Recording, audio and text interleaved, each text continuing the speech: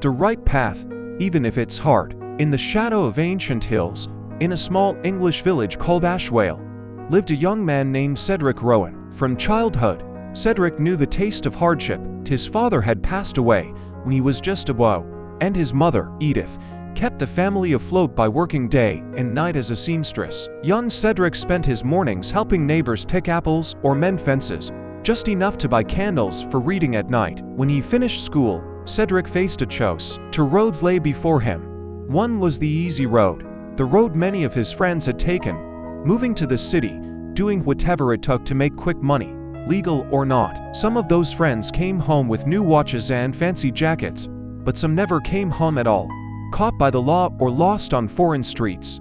The other road was the right road, staying home, studying more, working hard, earning honestly. But this path was narrow, steep, and promised no quick reward.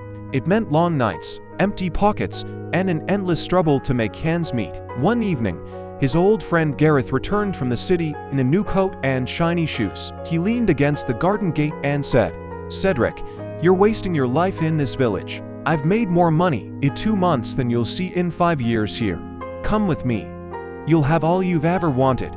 That night Cedric lay awake listening to the ticking of the old clock. He looked at his mother dozing at the sewing machine, her hands rough from years of work. Finally, he asked her, "Mother, if I brought home more money, no matter how, would life be better for you?" His mother, Edith, opened her tired eyes and said, "My son, an easy life is not the same as a good life. The right path is often the hardest, but on that road, your mind will rest easy, and your head will stay high." At dawn, Cedric made his choice. He said no to Gareth. Instead of running off to the city, he stayed. He borrowed a battered chalkboard from the old church, found second-hand books, and cleared out a tiny room in his grandfather's barn. There, he began teaching local children English and maths. His friends laughed. "Teaching kids? That won't put bread on your table. Come join us in the city. You're a fool to stay here." But Cedric only smiled and replied, "Money can fill a pocket. An honest heart fills a life." At first, few came. Some children brought pennies for lessons some couldn't pay at all.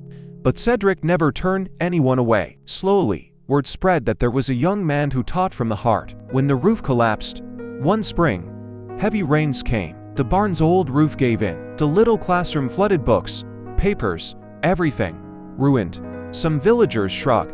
"Perhaps it's a sign, Cedric. There's no future in this. Go to the city while you still can." But Cedric stood under the broken roof, rain dripping onto his shoulders, and whispered to himself, an easy road would turn away now, but the right road begins here. The next day, he went door to door asking for help, not for himself, but for the village children. Some families gave planks of wood they'd kept in storage for years. Some lent him tools. Even the children helped dry the books and paint the walls. Together, they rebuilt the classroom, stronger, brighter, warmer than before. Years pass. Years rolled by. The small learning room became Ashwell's first community learning center. Some days Cedric had barely enough to buy coal for the stove, but he kept going. Private schools in the city sent him letters offering big salaries and modern classrooms. Education companies wanted him as a success story to put in their brochures. But each time, Cedric remembered his mother's words. The right path is often the hardest, so he stayed. He stayed for the children who had nowhere else to go, for the mothers who couldn't afford tutors, for the fathers who trusted him to teach their sons better than the streets ever could. Some of his students went on to universities in London or even abroad. Some returned as doctors, teachers, or honest craftsmen. Whenever they came back to Ashwale, they brought flowers to Edith's grave and sat with Cedric in the old orchard. One student, Rosalind, once said, at the opening of a new classroom, "Sir Cedric didn't just teach us lessons from books. He taught us that the right path may be hard, but it's the only one that makes you truly proud." Another, Benedict, who had once called Cedric a fool, told the younger pupils, "We thought he was wasting his life. Now I know, easy money fades quickly, but respect earned honestly stays forever." Cedric's words.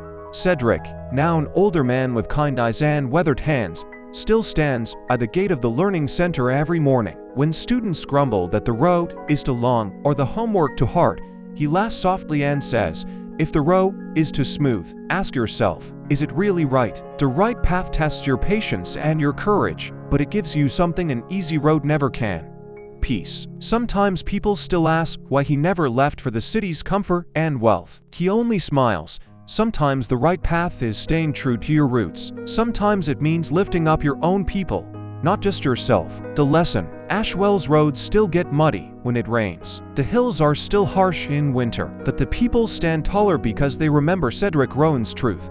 Greater than an easy path is tempting, but it steals your peace.